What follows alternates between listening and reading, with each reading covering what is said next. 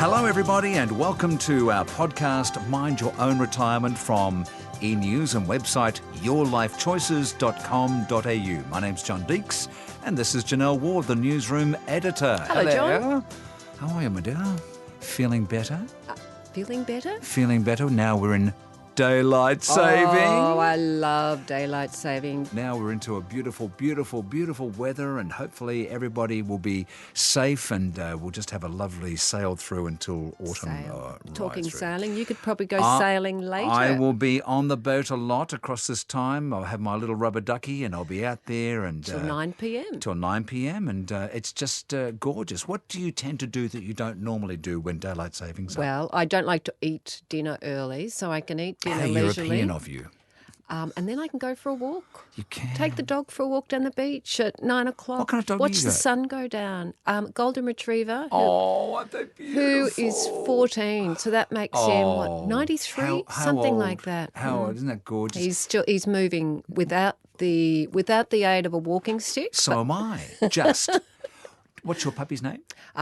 Maudie. Maudie Alec, short for Maudie. Oh, I yes. love it. And, of course, if you're lucky enough to be near lots of beautiful parks, or like The you and I beach. down on the sea, it's just a beautiful, beautiful time. It is wonderful. I don't understand why all states of Australia don't have daylight saving. Or perhaps I do. North Queensland probably would not be great. I mean, it's interesting, isn't it? Because you've got far North Queensland. Exactly. Then you've got it's vast. southern Queensland, which is basically northern New South Wales. Although, no offence to our friends in, southern Queensland. Then you've got, so it's really two different states up there. Well, and it's awfully confusing. I lived on the Gold Coast for several years, and I played squash often in northern New South Wales at night. So the time zones, it's ridiculous having such a built-up metropolitan area. I when thought you're they were going, actually going to... they should. I know what you're going to say. Yeah. Shift the line further up, Yeah. Brockhampton, Yeah. Bundaberg, Yeah. somewhere somewhere up there. But no. So if you live in Tweed Heads and you work on the Gold Coast or vice versa, it's tricky. We've got a fun show coming up on this particular episode of Mind Your Own Retirement. We'll be talking money. Where are we going with that? Oh, very important segment with the Bendigo Bank's economist, David Robertson. Okay, David will be coming up shortly. Oh, got a mate of ours who's on the other side of the glass. Ah. He stares at me. And sometimes I know if I'm doing okay because he laughs. And sometimes he scowls. Don't look. Who have we got? So that is Drew Patchell, our IT specialist from Your Life Choices. Boy, do we need his help. Then we're going travelling. Ah, yes. Dan John she's retired largely in order to travel. I think she's been travel fiend forever, but she has money to burn, I think, and Folks, she's burning it. We're good on her. Skiing, spending the kids' inheritance. That's exactly right. And we're going around the horn with her. All that and so much more here on Mind Your Own Retirement.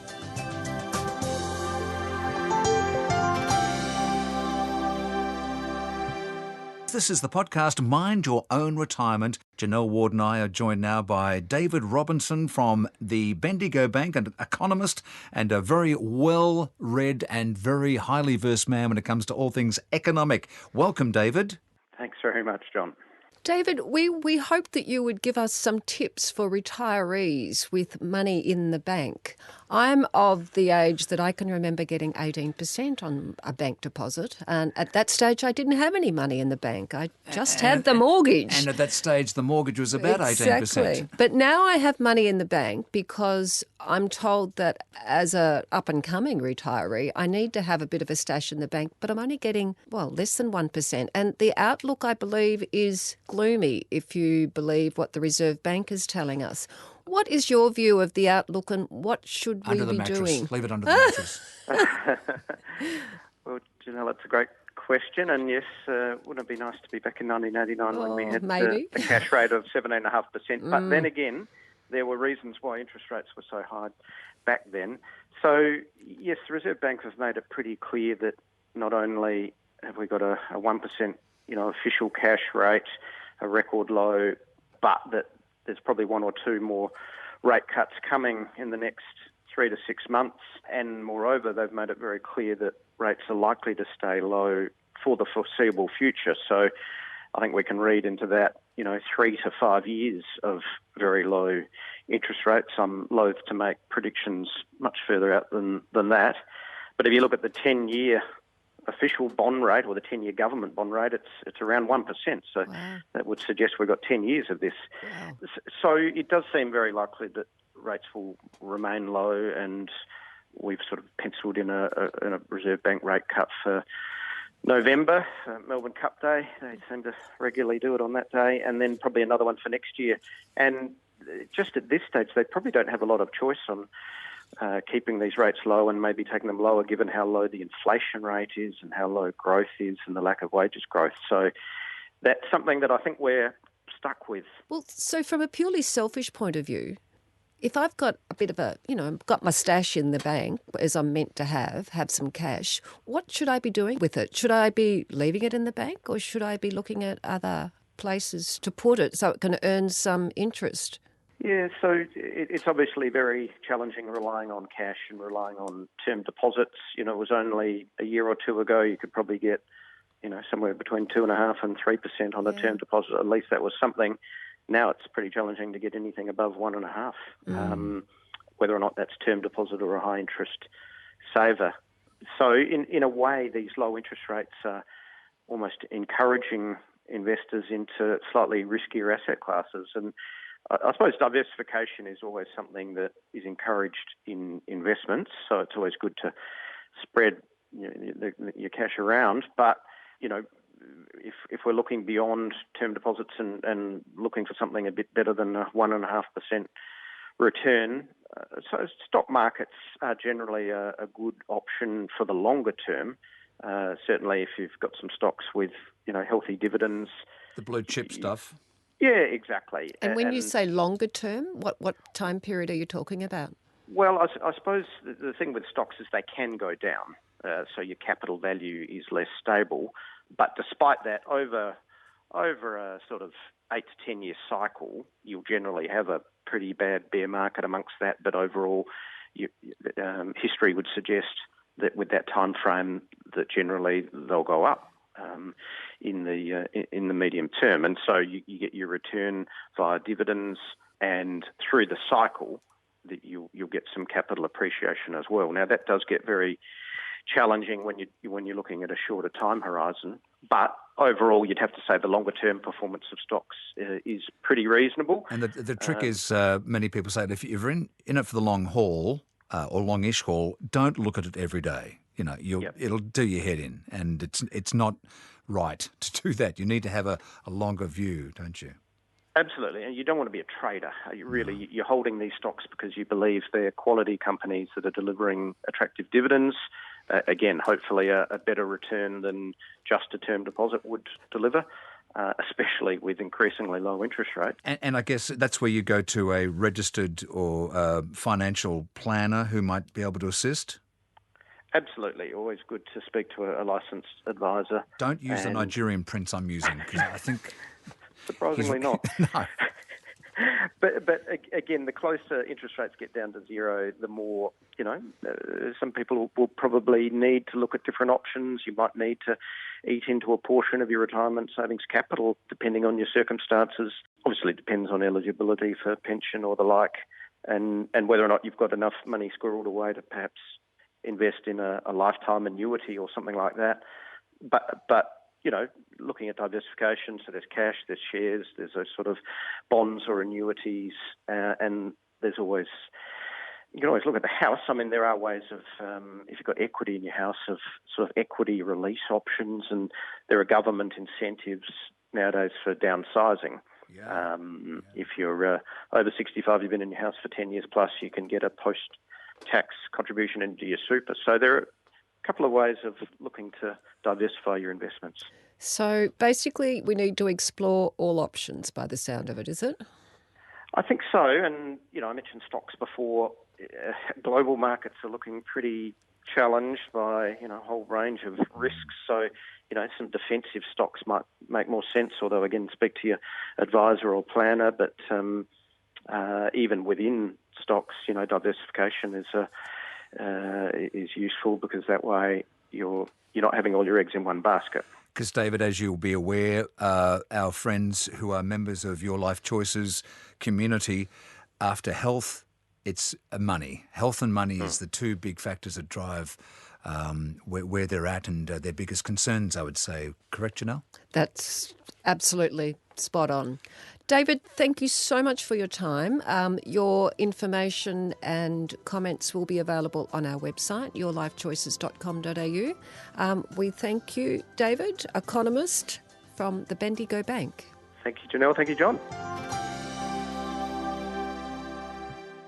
Mind Your Own Retirement is the podcast from yourlifechoices.com.au. E-News and website, Janelle Ward is the newsroom editor, filling in for Mother Superior, who's back very soon, I think, from her trips away. I can't wait for her return. Every time you guys come into the podcast studio of Your Life Choices to do our Mind Your Own Retirement, you're always accompanied by a very, very impressive man who knows a lot about technology. And guess what? We've dragged him from one side of the glass into the cauldron that is the podcast studio to have a bit of a chat. Do you want to introduce this man?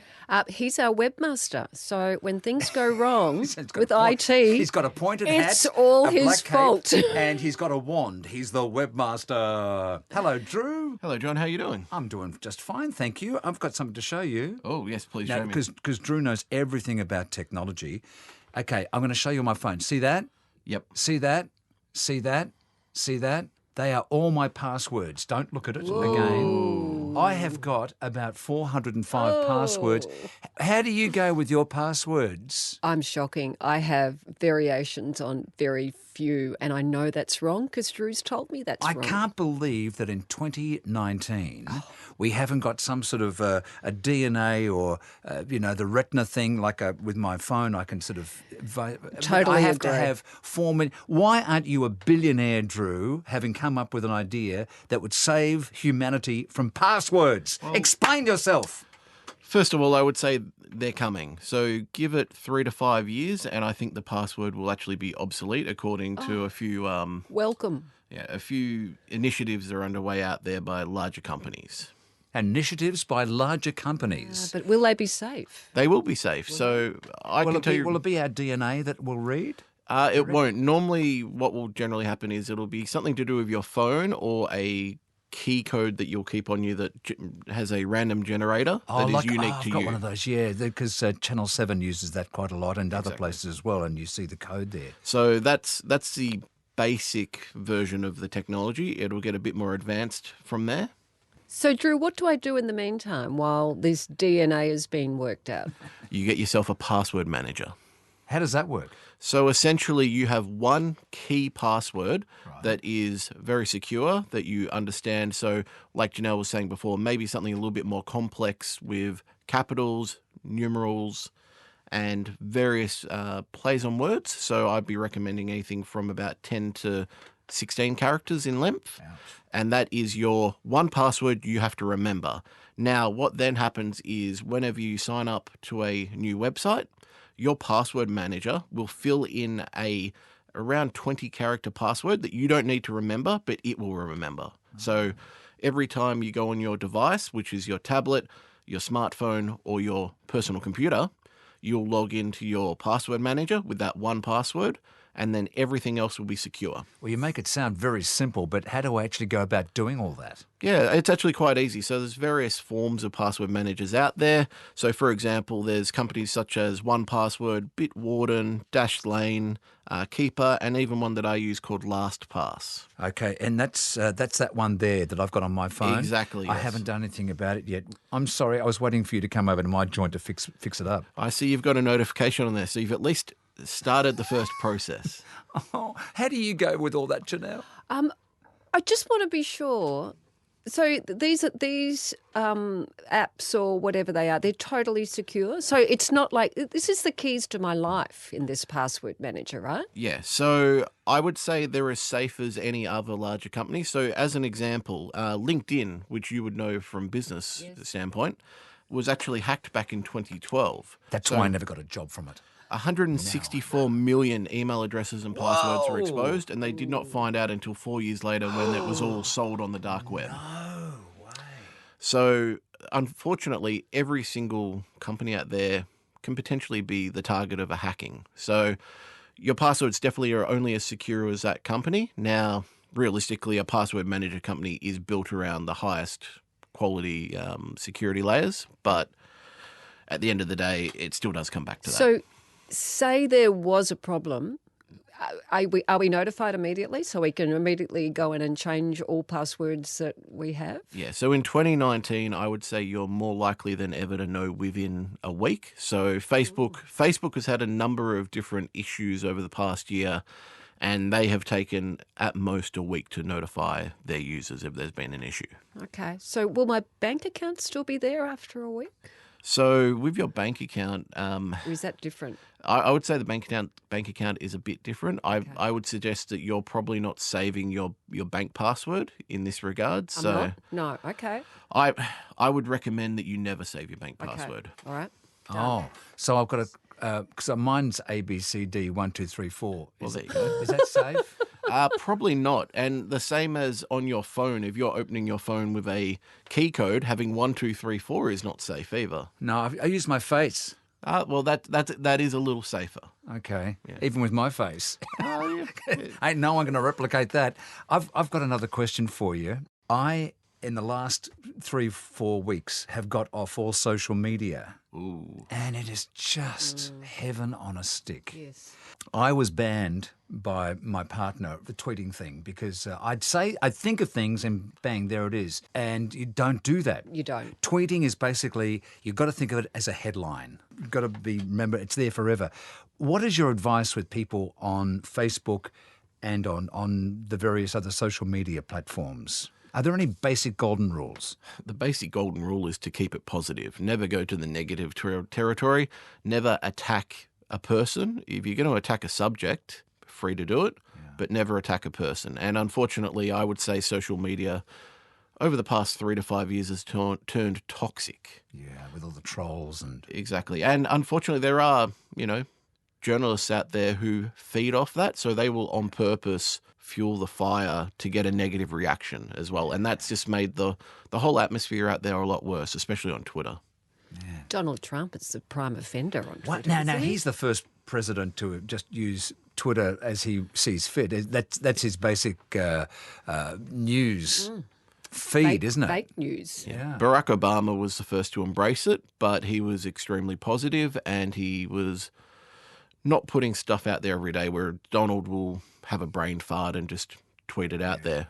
Interestingly, I saw Boris Johnson recorded a video of his actual week. So he talked through every single thing that he did the day. I actually quite enjoyed it.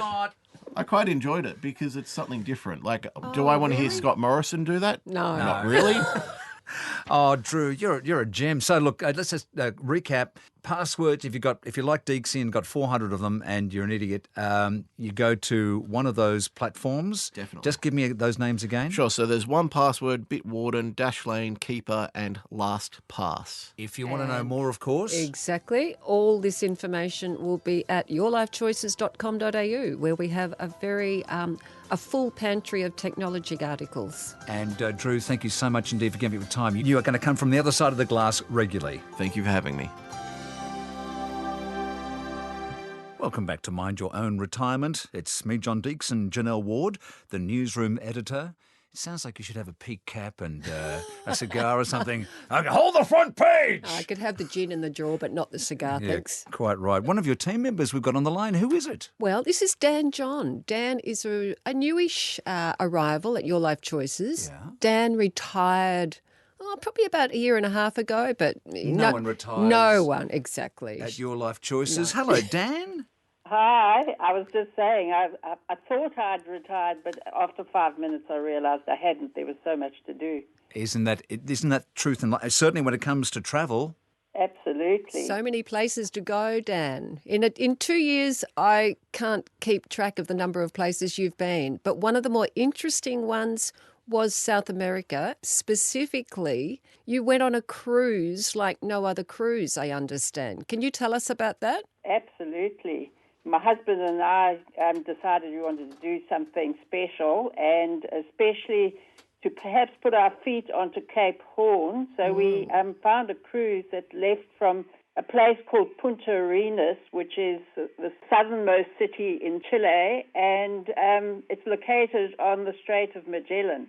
You can do short cruises, 3 or 4 days, that take you down to Ushuaia in Argentina, which is a stopping point for a lot of the Antarctic visits.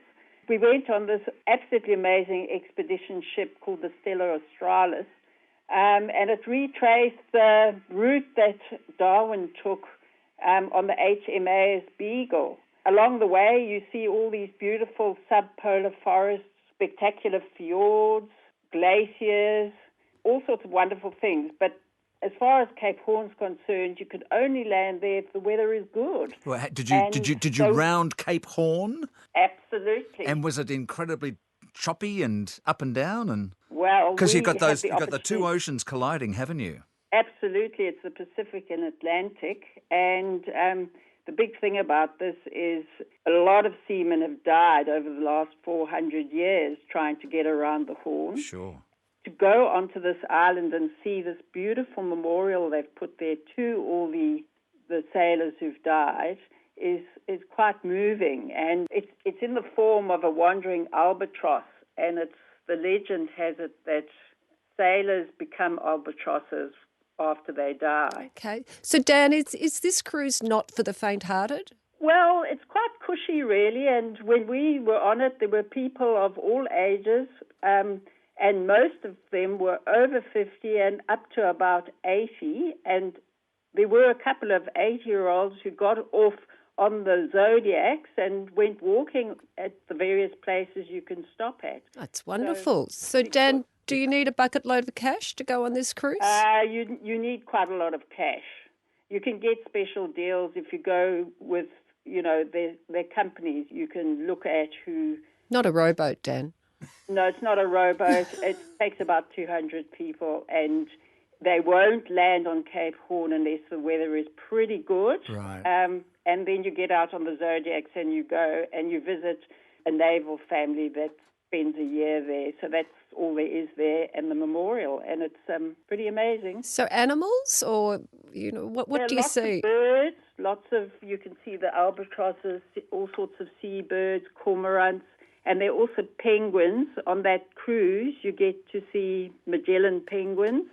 You can go onto a particular island called Magdalena where you can see them, or you can go out on the Zodiacs to Tucker Inlet. So where did you pick up the cruise from?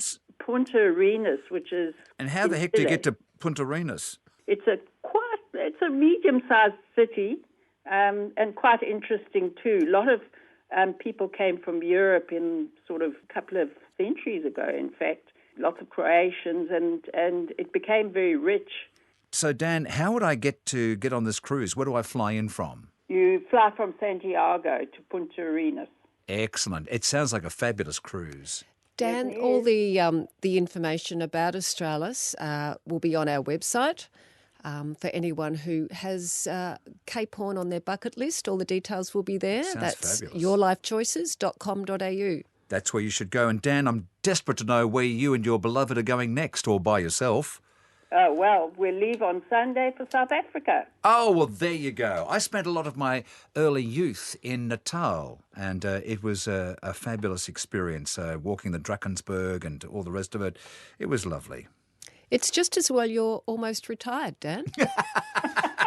Not quite. Dan, you are wonderful, and we look forward to speaking to you again on Mind Your Own Retirement. Thank you. Janelle Ward, we've talked about money. We've talked about some fascinating technology with our friend Drew, and we've been around the Horn. We have, we came back. Dan, and we came back alive. Yay! So we've just about to wrap up Mind Your Own Retirement, but you've got a little nugget for us. Always got a little nugget. So this has actually been supplied by one of our contributors, key personnel today. Oh, really? That's Drew. So if you don't like it, guys, it's Drew's nugget, but Okay. I'm merely the spokesperson. Oh dear. Drew has discovered that men were the first species, sex, to wear high heel shoes. And this was in At Mardi Gras? quite possibly. No, earlier, a little earlier. I prefer my flatties myself. 10th century. Really? And do you know why? Why? Because he has no other life and that's how he found it out? No.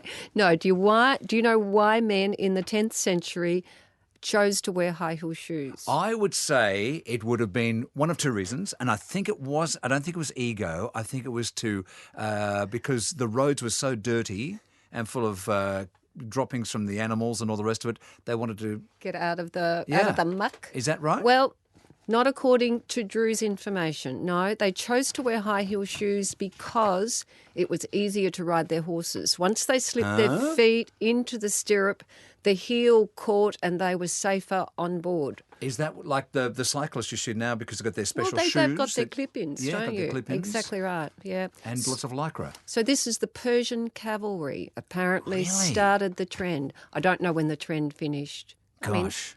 Can we take Drew to a trivia night? I reckon we'd win. I reckon he'd be a genius, don't you? I think he'd be great. He's a key contender in our daily quiz in the newsroom. Now, if people have a comment or if they have something one of our contributors would like to talk about, what should they do on your website? They should email newsletters at YourLifeChoices.com.au. Perhaps put podcast in the subject line. Mm-hmm. We'd love to hear from them. If they have a problem, a topic idea, let it rip. Okay, that email address again is? Is newsletters at YourLifeChoices.com.au. And we'll see you next time for Mind Your Own Retirement.